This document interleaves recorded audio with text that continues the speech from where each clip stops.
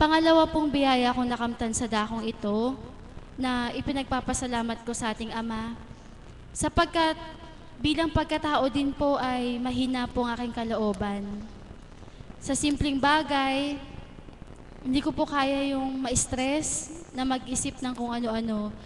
Sapagkat pag na-stress po ako, kung ano-ano po yung nagiging side effect sa aking katawan, nagkakaroon po ako ng karamdaman.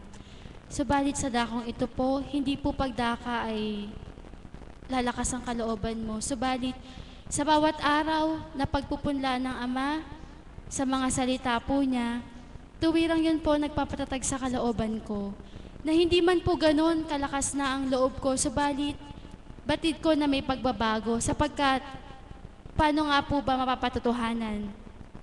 May mga pagkakataon po na sa dati ko pong buhay, pag po may karamdaman, ako po ang unang ninenervyos. Subalit ngayon po, pag may karamdaman po sa kapamilya, ako pong sinasama sa ospital kung kailangan yung ospital. Buhay po ba ang Diyos? Na kung papaano po na, nung sa dati po, pag dadalaw po sa may karamdaman, hindi ko po kayang tingnan yung maraming nakatusok, dahil mahina nga po ang loob ko. Subalit ngayon po, sa lakas at tibay na binigay ng Ama, ang hindi mo kaya ay makakaya mo. Buhay po ba ang Diyos? Tapos po, ang ipinagpapasalamat ko sa ating Ama, na ako'y maakay sa dakong ito, pati po ang aking mga minamahal sa buhay, ay nabubuksan na rin po isa-isa. Na kapag po nabuksan ka, yaon na lamang po mimithiin mo na sana, nawa, sa kalooban ng Ama, ang mga minamahal mo sa buhay ay madama rin kung ano nadama mo. Matanggap din po nila kung ano natanggap mo, sapagkat batid mo na ang kasiyahan ay nasa mong madama din nila. Kaya po, sa oras na ito, lubos po ako nagpapasalamat sa ating Ama at ang kahilingan ko po sa Kanya ay kung ano pong kalooban niya, yaon po maghari sa aking katauhan, kung anong nasa niya, yun po nawa ang aking matupad. Sapagkat kung bilang pagkatao, wala kang magagawa. Kung bilang pagkatao, hindi mo magagampanan kung anong nasa niya. Subalit, sa kapangyarihan niya, sa kalooban niya, may tuturo po niyang kung ano marapat sa buhay mo. Amen po ba? Kaya po sa atin pong lahat, nawa po, ang bawat isa po ay magmithi. Dumaratal man po ang bilang pagkatao, subalit, ang Espiritu po ay tuwirang aagawin ka kung ang pagnanasa mo ay sa Kanya. Amen? Kaya po, gano'n na lamang po sa aking damdamin na kuminsan nasa pagkatao, subalit ang bilis po sa isipan na, anak, hindi na marapat. Kaya lumalaban ang Espiritu sa katawan mo upang tupdin mo kung ano po ang nasa niya. Kaya sa atin pong lahat, nawa po ay patuloy po nating namnamin ang alay ng Ama sa dakong ito sa katauhan po ng ating minamahal na Apo Kunching, na tuwirang nagbabata, pinagbabatahan po tayong lahat, na kung wala pong Espiritu sa kanyang katauhan, ay sadyang mahirap pagbatahan ng tao. Amen? Subalit, papurit pa sa salamat sa Ama, sa bahagi po niya sa ating minamahal na Apo Kunching, sapagkat kung di po siya tumanggap, wala po tayo ngayon sa dakong ito. Yun lamang po at maraming salamat po. Salamat po, mahal na kapatid. Happy birthday po ulit. Katotohanan po ang kanyang tinuran. Sabi nga po niya, nang tuwirang tanggapin niya ang ating Panginoon at nagsabuhay siya, tinupdig niya yung mga aral ng ating Panginoon, nagkaroon po ng pagbabago. Amen po ba? Ganun po ang dapat nating gawin. Pinabigay po sa kanya yung kulay violet na po. Meron din siyang yellow, orange, may white din po. So ang kainin mo po kapatid, lahat ng yan, ang biyaya ng Ama. Ang susunod ko pong tatawagin ay ang isa pa pong may kaarawan ng ating pong kapatid na si Tito Rick. Palakpakan po natin ang buhay ng Diyos.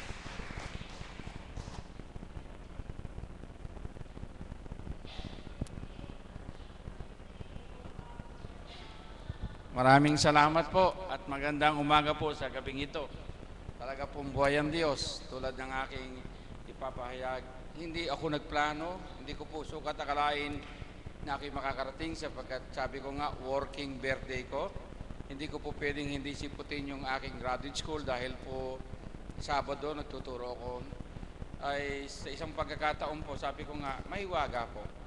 Bakit? Sapagkat kanina po, sabi ng mga estudyante ko, Sir, birthday mo, dapat di ka nagturo. Hindi naman po pwede sapagkat yung oras ko po ay 8 meeting lang sa loob ng isang semester. Kung hindi ko po imimit, kakapusin ako ng panahon. So, balit, sabi ko nga po, napakahaba ng birthday ko. Mula po nung Huwebes, iba-ibang tao ang hinaharap ko upang matagunan ko na ipagdiwang sapagkat yun lang ang pagkakataon ng mga taong haharap sa akin. Sabi ko, napakahaba naman ang birthday ko. Mula pa lang Huwebes, araw-araw may tao kong hiharapin at yung mga taong hinaharap ko po ay naghahanda para sa akin. At sabi ko nga, hindi ako naganda dahil iniisip ko po, malayo pa yung mahal na araw, kung ipagkakaloob ng Panginoon Diyos, baka po sakaling hindi man birthday, may ipagkaloob ang Panginoon. Ngayon, sinasabi po ni Teacher May, yung ibibigay sa sharer ay isang simbolo ng lapis at paru-paro. Alam niyo po ba ang paru-paro ay transformasyon ng tao mula sa kukun ng kanyang isilang ay nasa supot, di po ba? At ang supot pong ito ay tulad nating nagmula sa tiyan ng inang, kayo'y nasa sinapupunan ng magulang. Tama po, tulad po tayo ng paru-paro. Pero tingnan niyo po yung paru-paro. Matapos na siya'y lumaki sa supot, doon sa kukun, bigla siyang gagapang na parang higad. Tama po? At matapos po ang transformasyon ng kanyang paglakad at paggapang, biglang tutubo po ang pakpak at siya'y magiging paru-paro. At kung tawagin natin ng iba, sabi niya, ano yun? Mariposa. Okay? Hindi lang po yun. Ano po ang magandang simbolo ng butterfly? Sabi nga ng estudyante ko, alam mo sir, ang pirma mo butterfly. Sila po nagsabi, pag nakita ko ang pirmang butterfly, alam ko si Dr. Rick yun, dahil yung pirma mo, 2 pakpak ng butterfly. Kaya po nang banggitin kanina, kung anong kahulugan, tayo po ito. Ang paru-paro po ay nagbabago. Mula sa kanyang kukun na pinagmulan, nang siya ay isipot sa mundo, lumabas sa supot, gumapang, nagkapakpak at lumipad. Iyon po ang tinatawag na caterpillar o transformation. Pag ang tao po ay natuto na sa kanyang pagmulat at lilipad at mababago ang ating buhay. Kung saan po, sabi nga natin, nung mga nakita kong tao na sabi ko nga, kung tayo ipinanganak na mahirap, hindi natin kasalanan. Pero malaking kasalanang mamatay kang mahirap. Bakit po? Sapagkat hindi ka nagsikap. Binigay ng Panginoon ang lahat ng biyaya, hindi po pwede ang lahat ng bagay. Idasal mo sa Panginoon pero hindi ka magsikap. Nasa Diyos ang awa, nasa tao ang gawa. Tama po ba? Mahirap man tayo kung gustong baguhin ang buhay, magagawa sa kalooban at biyaya ng Panginoon. Kaya tandaan ninyo, pag hindi po tayo lumipad, pag hindi tayo nagbago, hindi po magkakaroon ng pagbabago yung sinasawing transformation of a caterpillar. Ang tao po, sabi niya, nagmula siya sa mahirap, pwedeng yumaman, pwedeng mahirap, pwedeng matuto. Tama po ba? At hindi po dapat asahan ang kayamanang panlupa upang sabihin nating mabago ang ating buhay. Kung iluloob po ng Diyos at tayo magsisikap, mararating natin ang lahat ng bagay sapagkat lahat po na ito ibinigay ng Diyos na pantay-pantay. Subalit bakit may mga taong hindi nagtagumpay? Bakit may mga taong may tagumpay nawawala? Naalala ko na naman po ang isang mensahe ng sa misa na sabi, ano man ang ibinigay sa iyo sa bagay na ito, sabi nga natin, kung ang ibinigay ay pangako ni Satanas, Kristi tinukso, subalit sa kanyang pagtukso at akyat sa bundok, sinabi sa kanya, magpakalaglag ka. Kung tunay ka, sasagutin ka ng mga anghel ng Diyos sa iyong pagbaksak. Hindi natukso ang ating Panginoon na labanan. Kahit po ang tinapay, anong sinagot niya? Hindi lahat nabubuhay sa tinapay. Ano pong ibig kong pakahulugan? Kapag ang hiningi nating tagumpay ay tagumpay na pangako ng Satanas, magtatagumpay rin kayo, mayaman din kayo, pero po may bawi. May bawi po yon. Hindi kayo bibigyan ng Satanas ng isang bagay na hindi kayo mapapariwara. Either na kayo'y magkasakit o ibenta nyo yung buong kaluluwa nyo, ang pagkatao nyo para lang magkaroon kayo ng kayamanan. Hindi po tayo dapat doon manalig. Maniwala po kayo, hindi po ang kayamanan sa mundo ang magliligtas sa atin. Amen po? Kung hindi po ang pananalig natin sa Diyos na anuman na natin tanggapin, at kung ang kayamanang ipagkakaloob sa atin ay kaloob ng hindi ng Satanas, kundi ng Diyos na nagbigay sa atin ng buhay, magtatagumpay tayo. Wala po tayong madadala. Talino ko po ay pahiram lang. Ang katayuan ko ibigay ng Diyos. Lahat pong ito ibabalik at isusulit tulad din ng haring nagbilin sa kanyang mga alagad, sa kanyang mga kasambahay nang siya umalis. Binigyan ng mga kayamanan. Nung bumalik ay nagsulit at nagsabi, mahal na hari, ito po yung pera, ito po yung tubo, yung isa. Ano nangyari? Hindi ko po ginalaw, natakot po ako, binaong ko lang sa lupa. Mayroon pong isang ginamit ko po, nalugi ko. Lahat po ng pahiram sa atin ng Diyos. Tulad ng parable ng hari, isusulit natin siya sa Ama, sa Panginoon kapag tayo tinawagan. Napakahalaga po sapagkat sabi ko nga, sa edad ko po ngayon, sabi ko kumikirot. Wala po akong maintenance na gamot. Tama po ba? Di po pa pasalamat sa Panginoon yon. At sabi ko nga, anumang biyayang ibibigay pagkakaloob, wala na akong iniling sa Panginoon. Kung anong pagkakaloob niya, tatanggapin ko lahat. So sa makatwid po, sa binigay na ito, naku, berde pa, maganda po. Ang berde po ay simbolo ng pag-unlad mula sa murang dahon hanggang sa kayo'y tumanda. Tama po ba? Salamat kapatid. Sana kahit may edad ako, ang kaisampang ko'y hindi maglaho, lumago sa pagkilala sa Panginoon Diyos at sa balahibong nakalagay dito. Para po bang pakpak ng anghel, the winds na tinutulak upang lalong magtibay. Sabi ko nga, kahit may pagsubok. Maniwala po kayo sa mundong ito, sa ating paglalakbay. Manlalata tayo, mapapagod tayo, para po pong tumatakbo. Pero sabi nga po, huwag kayong susuko, huwag kayong aatras. Kailangang matapos hanggang sa ating huling buhay na tayo tumatakbo patungo sa kaligtasan, hindi sa kayamanan ang ating inipo sa lupa. Maraming salamat at papuri sa Panginoon sa pagkakataon binigay niya na hindi ko po inaasahan. Kasi po alas 6 ako lumabas, ay bago mag alas 6 nakaalis ako. Kaya nang tawagan ako ng asawa ko, makakarating ka ba sa Dambana? Sabi ko, sa kalooban ng Diyos. Kasi po talagang pag Sabado, pag dumating po ako sa bahay, latang-lata na ako. Pero ngayon, hindi po ako nanlalata. Bakit po kaya? Hindi po ako nakakain. Alam nyo po, kahit may pagkain ako, ginayak mga kasamahan ko, pinagayak ako. Sumubo lang po ako ng konti, pero hindi ako nagugutom. Hindi ko po sukat akalaing may mission pa pala akong harap sa inyo ngayon. Kahit po tayo kakaunti, isa lang pong bagay. Huwag pong kalilimutan na ang butterfly ay tayo. Kailangan magbago, hindi sa dating buhay. Ano po? Kung tumanggap tayo ng Espiritu at liwanag, lumipad tayo, hanapin natin ang kaligtasan, sundan natin ang liwanag, at sa gayon, nagbago ang ating pamumuhay bilang isang butterfly. Lahat po tayo tulad ng butterfly. Pag hindi kayo nagbago, pag hindi kayo tumanggap ng pagbabago, wala pong kabuluhan ng buhay. Amen? Marami pong salamat.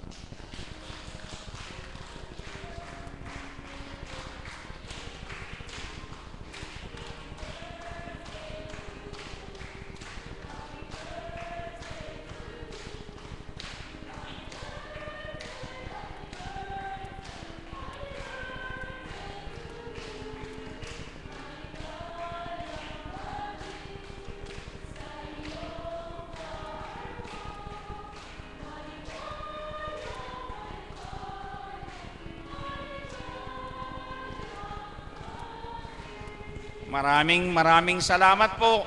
Hindi po kayang bayaran ang kaligayahang nadadama ko.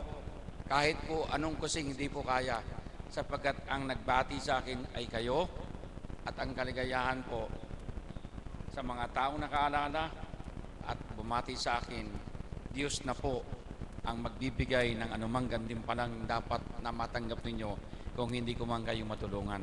Maraming salamat po muli at magandang umaga po sa gabing ito. Salamat po, Tito Rick. Happy birthday po. Ang katotohanan po yung sinabing Tito Rick, no, ang plano ng Diyos ay hindi po plano ng tao. Bakit ko po nasabi? Sapagkat nung naghahanda po ako bilang facilitator, nakaplano na po yung mga tatawagin ko, pero wala po sila ngayon. Talaga pong ang plano ng Diyos ay hindi plano ng tao. Ngayon po, ay mayroon pong mag-aalay ng awit sa atin at sa Panginoon. Tinatawagan ko po ang ating kapatid na si Tita Rosie.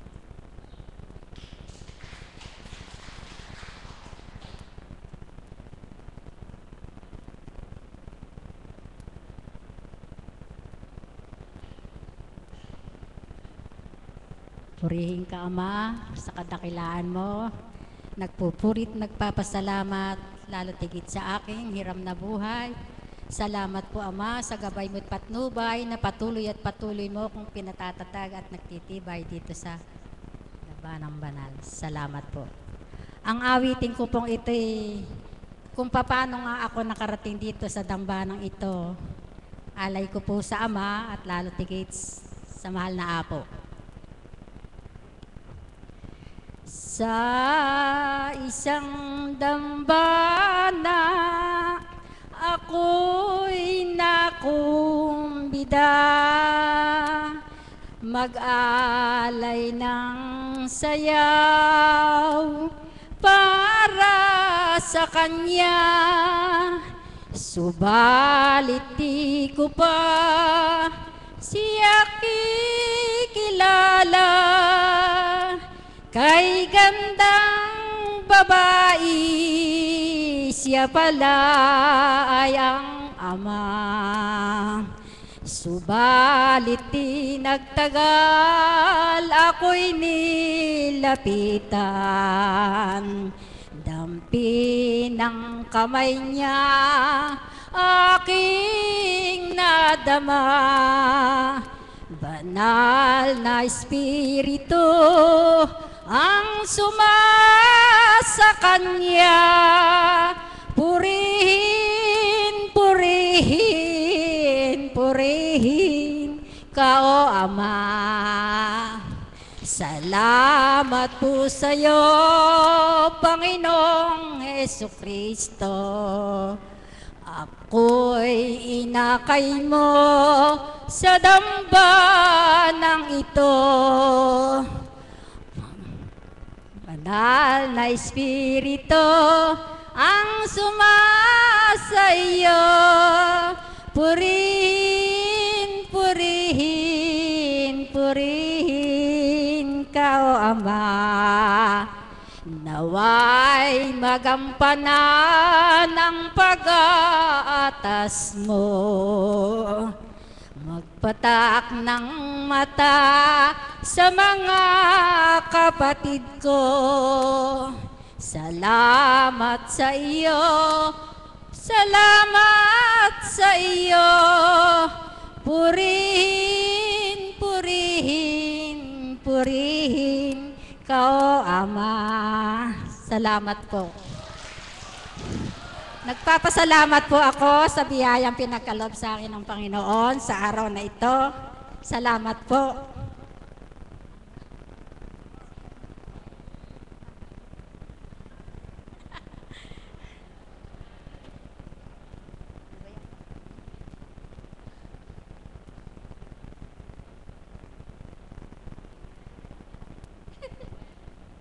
Sa susunod na lang daw po.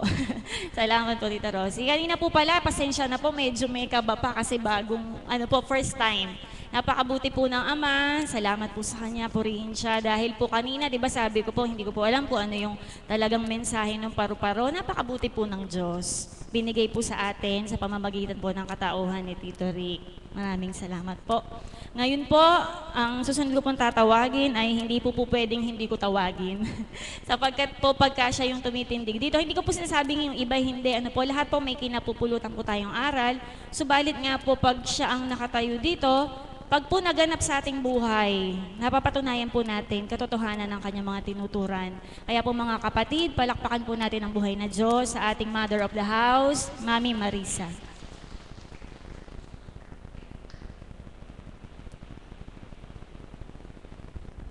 Salamat po muli, Ama, sa pagkakataong binahagi niyo upang maghayag ng iyong kabutihan at kagandahang loob sa pamamagitan ng inyong kinalugdan ng aming mahal na Apo Kunching na sa amin ay ibinigay mo upang ganap kami makapagbago at ikay paglingkuran na totoo.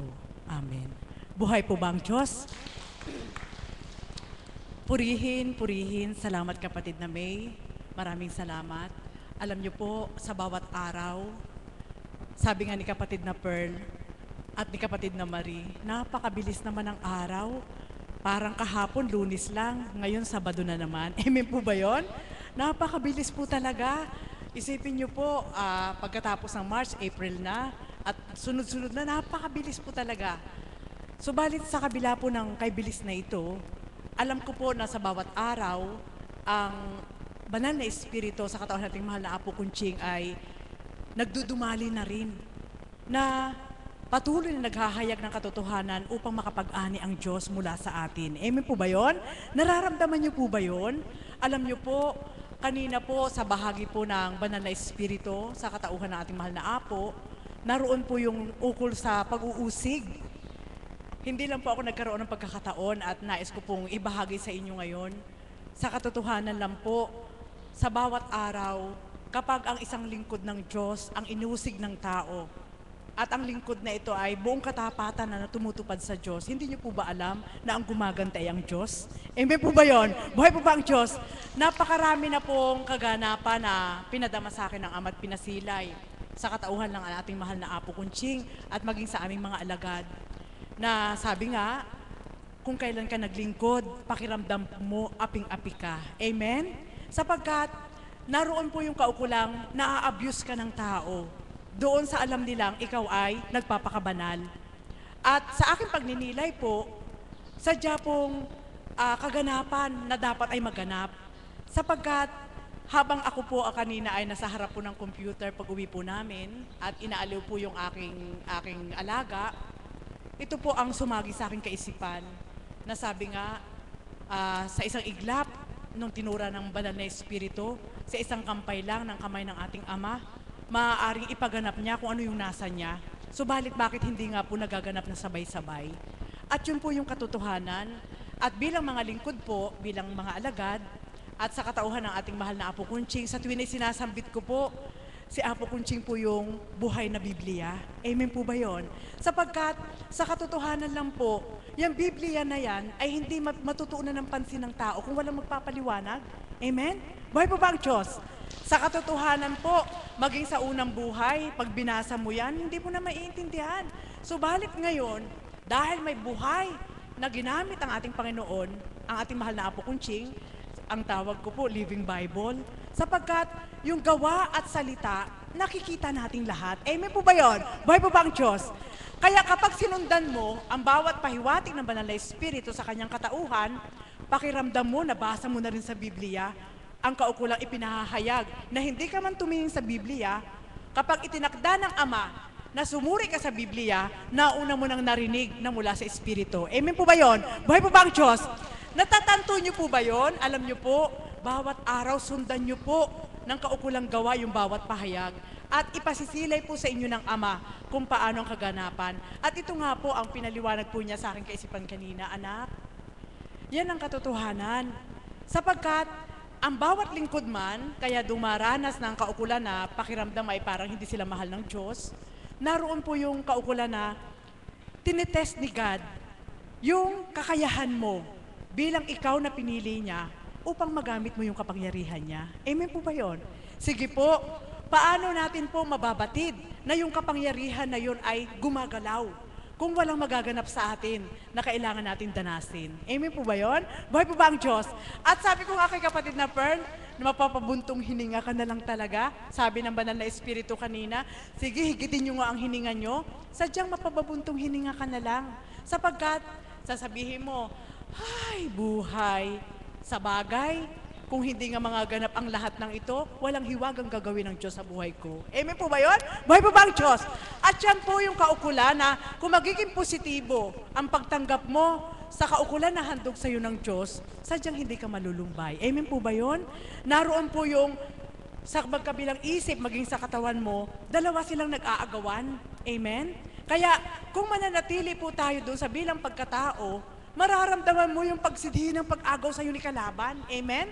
Subalit kapag nangingibabaw ang kaukulang bahagi ng Diyos sa iyo at naaalala mo ang pinakamaliit na imposibleng ginawa ng Diyos sa iyo, hindi ka kayang gabiin ng kalaban. Buhay po ba ang Diyos? At yan po ang bawat kaganapan na sabi ko nga, sa bawat kaganapan na pinasisilay ng Ama at pinadadama, higit po ang ating mahal na Apo Kunching na sa tuwina po ay pinakikitang sample ng ating Panginoon, pattern baga, na ginagamit ng ating Panginoon para tayong lahat ay maging malakas. Amen po ba yun?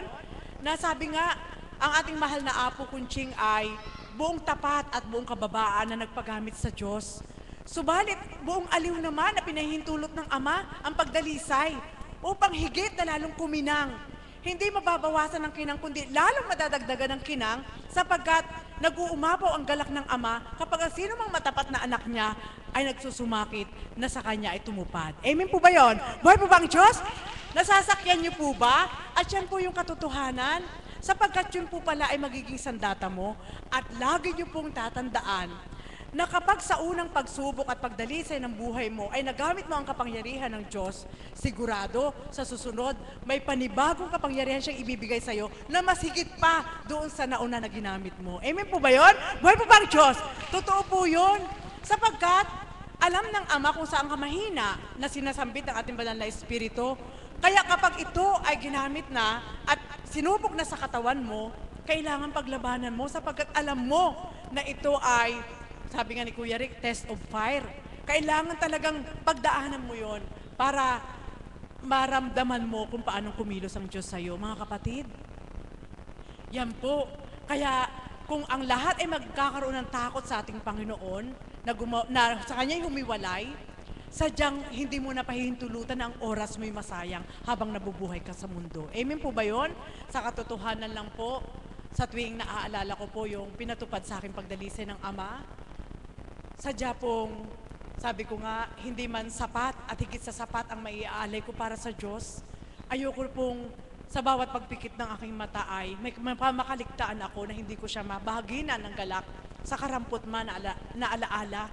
Na hindi man po sa mga material na bagay, yung kaukulan na sa sino mang makaharap mo, ay maipagmalaki mo na may Diyos kang tinanggap sa dakong ito. Amen po ba yun?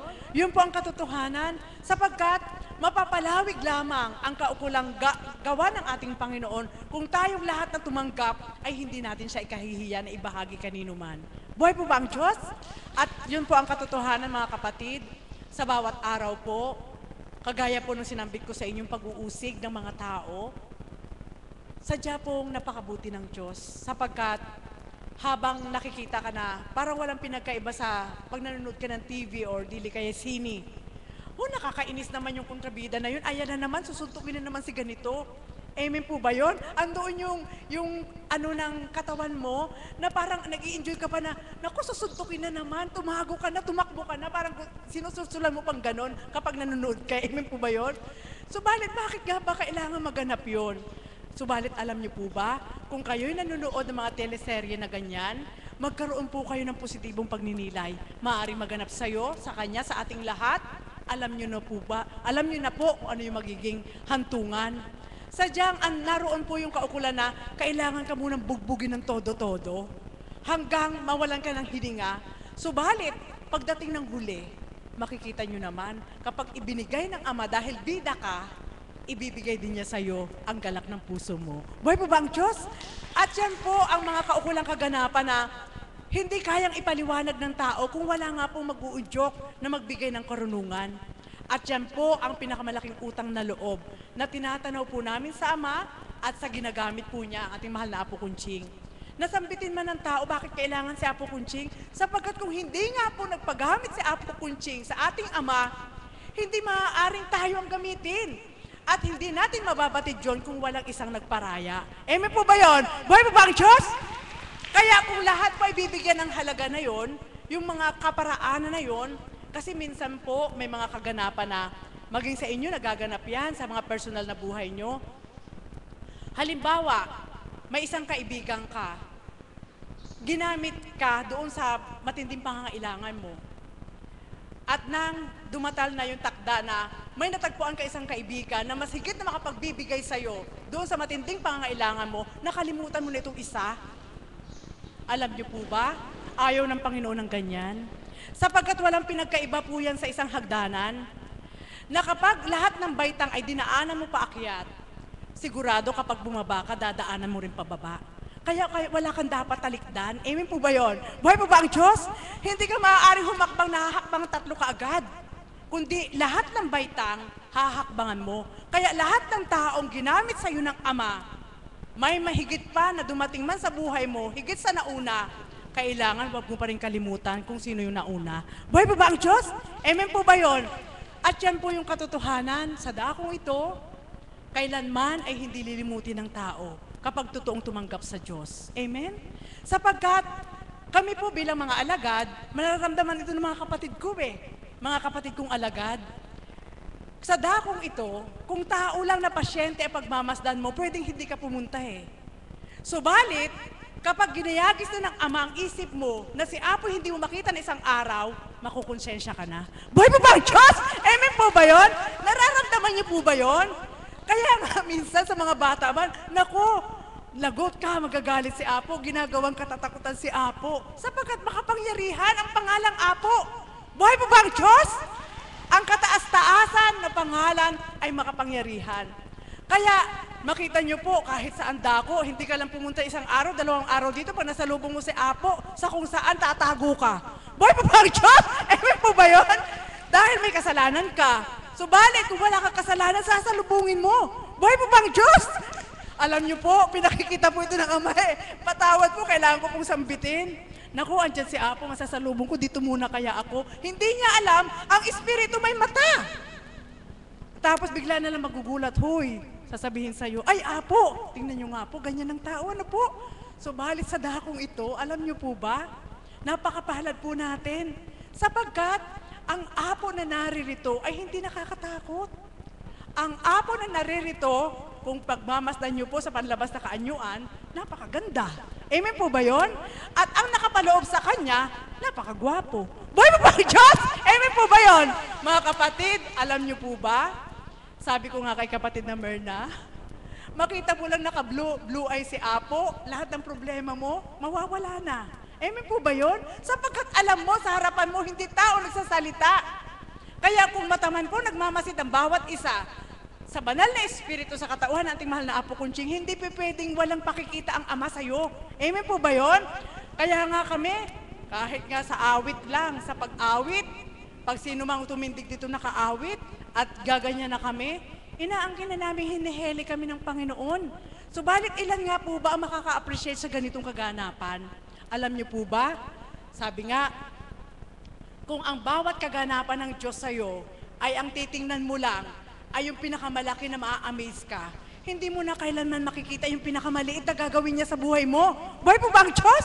Subalit, sa dakong ito, pinakamaliit man na pinasili ng Diyos sa amin, sa katauhan nating mahal na Apo Kunching, hindi na namin yung makakalimutan. Buhay po ba ang Diyos? At yan po ang patotoo. Nasabi ko nga, Ama, paano po kaya kung ang bawat magpapatotoo ay puro lang kagalingan ng katawang lupa? Kung yung gumaling ngayon, magpapatotoo ngayon, bukas wala na. Anong matatanggap ng mga pumaparito? Paano kung ang kaganapang pagpapagaling sa kanya hindi matanggap ng mga kapatid ko sa harapan? Alam niyo po, sabi ng Ama, anak, yan ang hindi nila batid. Ang pinakamahalaga ay aral ko. Sa pamamagitan ng mahal na Apo Kunching, na kung lahat po'y tatanggap, bawat aral po kung hihimay-himayin, bawat sakit ng likod mo, ng balakang mo, ng tuhod mo, ng ulo mo, lahat, kahit ano pa, kapag may salita na iaangkop mo sa bawat partes ng katawan mo, alam niyo po ba, magaling na kayo. Buhay po ba ang Diyos? Ganyan po ang nagaganap sa amin. Sapagkat sa bawat araw, kaya kapag ang mensahe po, talagang sobrang galak, nakakagalak, lalo pag ang mga mensahe ng banal na Espiritu, yung sinasabi niya na, Paano ka nga ba bibigyan ng ama ng higit pa sa gusto mo, samantalang yung sa'yo'y ayaw mong ibigay sa kapwa mo? Alam niyo po, aliw na aliw ako sa ganyang mensahe. Sadyang makikita mo yung senaryo na paano nga ba, samantalang ipinagkatiwala sa'yo ng amay ganito, pagdaka, doon sa kaukulan na gusto niyang ipabigay sa'yo, ayaw mong ibigay sa kanya. Buhay po ba ang Diyos? Alam niyo po ba, yan po ang isang kaukulan na kung papansinin po ng lahat, hindi man magbago ang ating mga itsura, kung tayo po ay tatanggap sa ating Panginoon, sa pamamagitan ng ating mahal na Apo Kunching, maging kayo po, magsalamin po kayo. Nababawasan po yung mga lines ng ating muka kapag nakakatanggap po tayo ng salita ng Diyos. Amen po ba yun? Buhay po ba ang Diyos? Sapagkat, doon mo nararamdaman araw-araw sa bawat pagtanggap mo ng salita, talaga pong halimbawa, 10 yung lines mo dito, nakatanggap ka rin ng 10. Alam mo, pag tumingin ka na uli sa salamin, naku, unat na yan. Buhay po ba ang Diyos? Amen po ba yun? Sapagkat marami po ako nasilayan ng mga pasyente dito. Simula sa magwawalong taon po sa April 5 na ako'y alagad, napakarami ko na pong nasilayan na sa pamamagitan nating mahal na Apo Kunching, naroon po yung mga tao na pumupunta, talagang makikita mo sila, parang hindi mo sila makilala. Subalit pagkaraan lang ng 1 araw, 2 araw, 3 araw, na bago na ang anyo nila. Subalit alam niyo po ba, kapag ang tinanggap po natin sa dakong ito ay ang pinagtiwalaan ng ating Panginoon at lahat ng salita ay tatanggapin po natin sa ating kalooban, hindi lamang ang panlabas na kanyuan ang kayang baguhin ng Diyos, kundi ang kaloob-looban ng ating katawan na magdudulot sa atin ng ganap na kagalakan. Buhay po ba ang Diyos? Mga kapatid, ito po ang iiwanan ko sa inyo. Sabi ko nga po sa inyo, bawat araw, sa pagpapahayag po sa gitnang ito, napakahalaga para sa amin, lalo na sa akin, sapagkat nagsisilbi itong medisina ng aking katawan, ng aking katauhan. Sapagkat naroon po yung kaukulan na sa aking pandama, maging ang mga kapatid ko, alam ko po, marami nagmimiti magbahagi. Kapag iniulat ng Ama ngayong araw na ito, yung nais niyang ipahayag para sa kapwa mo at hindi mo ginawa, sigurado hindi ka rin mapapalagay. At kapag inulat mo naman, sigurado mamaya bago na naman at bukas bago na naman para maihayag mo sa kapwa mo. Ano ibig kong ituran sa inyo? Sa madaling salita, kapag narisilayan ng Ama na ang binabahagi niya sa iyo ay hindi nasasayang, hindi nababaliwala, hindi lamang ngayon yan ibabahagi niya sa iyo, kundi bawat araw kung paano ka nagmimithing makinig at tuwirang makatanggap ng bahagi na mula sa Diyos, ang Diyos din naman ay nagmimithing makita ka para maramdaman niya kung paano mong ginagamit yung bahagi niya sa iyo. Buhay po ba ang Diyos? Totoo po yan. Hindi po ako nagbibiro sa inyo, sapagkat magiging walang kwenta ang isang alagad kung ang lahat ng binahagi ng Banal na Espiritu sa dakong ito ay hindi namin magagawa. Amen po ba yun? Para lang po kaming ang niloloko namin yung sarili namin. At anong sinabi ng Banal na Espiritu kanina? Kung bilang pagkatao lang, kung narinig niyo po yung sagot ko, sabi ko, no way, wala kami dito sa lugar na ito. Buhay po ba ang Diyos? Amen po ba yun? Subalit dahil nga may Diyos, hindi dahil doon sa kaukulan na, hindi man ako bigyan ng ganito, okay lang. Kundi, naroon po yung pagmimithi namin na wala man kami lahat ng bagay, kung sa dakong ito'y nararamdaman namin na kami minamahal ng Diyos, parang mayroon na rin kami ng lahat ng bagay. Buhay po ba ang Diyos? Mga kapatid, yan po ang pagbabago na ginawa ng Diyos sa buhay ko.